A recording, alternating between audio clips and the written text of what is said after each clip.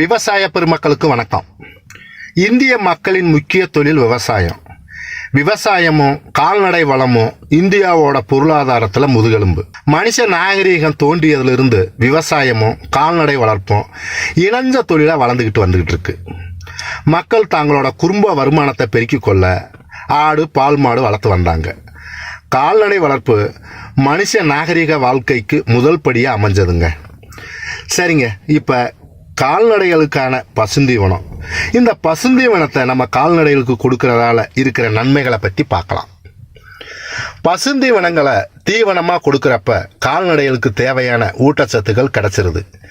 இப்படி பசுந்தீவனம் கொடுக்கறதால கலப்பு தீவனத்தோட அளவையும் குறைச்சிக்கலாங்க. அது மட்டும் இல்லைங்க, நம்ம நிலத்துல பசுந்தீவனம் உற்பத்தி செய்கிறதால மண்ணோட வளமும் நீரை தாங்கக்கூடிய சக்தியும் கூடுது. பசுந்தீவனத்தில் பார்த்தீங்கன்னா நீர்ச்சத்து 70-80% இருக்கிறதால பசுந்தீவனத்தை திங்கிற கால்நடைகளுக்கு குளிர்ச்சி கிடைக்கும். அது மட்டும் இல்லைங்க, கால்நடைகளோட உடம்புல எப்பவும் குளிர்ச்சியாகவே வச்சுக்கிறோம். இதனால் கால்நடைகளோட உடம்புல இருக்கிற வெப்பம் தன்னால் குறைய ஆரம்பிச்சிடும். அப்புறம் பார்த்தீங்கன்னா செரிக்கும் தன்மையுள்ள நார் சத்தும் மாவு சத்தும் இருக்கிறதால கால்நடைகளுக்கு தேவையான எரிச்சத்து கிடைக்குது.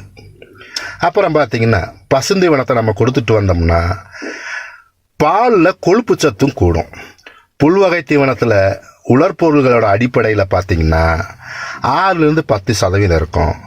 பயறு வகை தீவனங்களில் பார்த்தீங்கன்னா 15-20% புரதச்சத்து இருக்குங்க. இது கால்நடைகள் சரியான பருவத்தில் சினை பிடிக்கவும் அதிகப்படியான பால் உற்பத்திக்கும் இந்த புரதச்சத்து ரொம்ப அவசியங்க.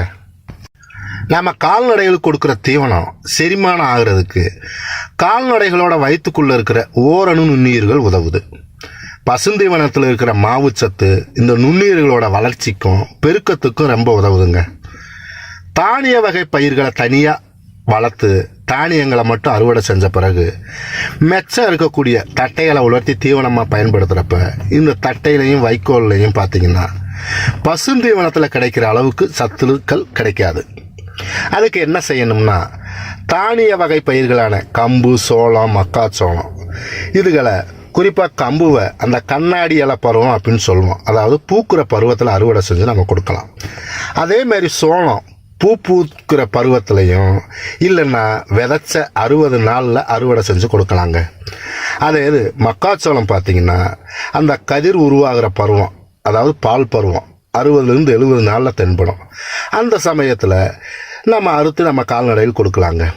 இப்படி கொடுத்தோம்னா அந்த தீவனத்தில் நல்ல சத்து இருக்கும், ருசியாகவும் இருக்கும், நம்ம கால்நடைகளும் விரும்பி திங்கும்.